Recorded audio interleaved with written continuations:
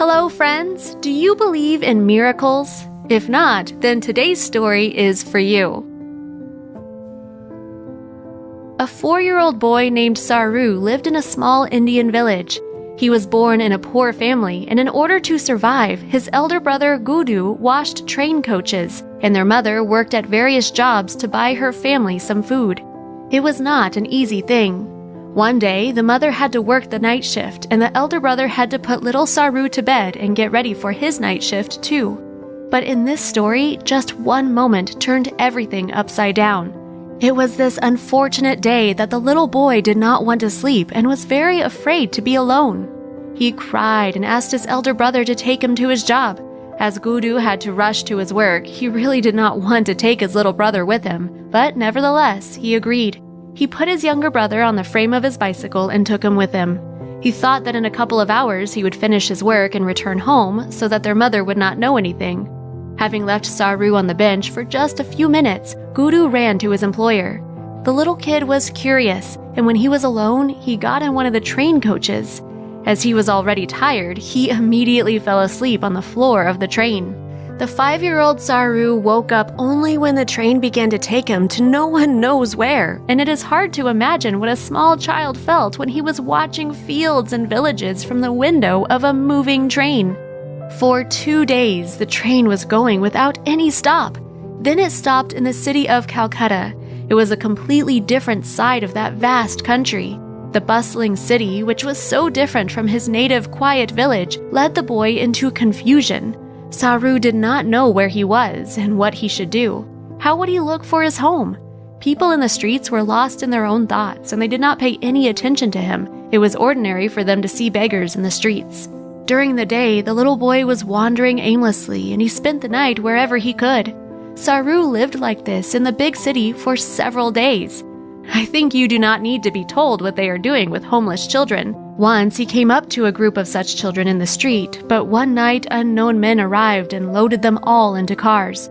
Saru had never seen any of them, and he himself miraculously managed to escape. Not knowing what to do, he was simply wandering the streets of a huge metropolitan city. One day, when he was very tired of hunger and weakness, the little boy sat near the road opposite a restaurant. Through the window, he saw a young man who was having lunch. The boy imagined himself in his place. He moved his hands to his mouth, imagining a spoon in his hands. This way, Saru attracted his attention, and the man noticed him. The man asked him what he was doing alone in the street and where his family was, but he could not receive any answer as the boy was very little. So the young man took the child to an orphan help center.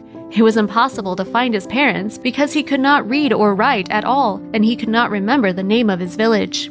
After unsuccessful attempts to find the boy's parents, Saru was recognized as an orphan, but fate prepared an incredible gift for the little Indian boy. A married couple from Australia saw his photos, and they decided to adopt the child. They took him to Australia. There, across the ocean, a big house, good food, and caring parents were waiting for him. Life in Australia was interesting. School, new friends, computer games. He grew up among prosperous children and could afford almost everything. He went to college, drove his own car, but all this time in his heart there were memories of his small village, his loving mother, and his elder brother. There was a large map of India in his room.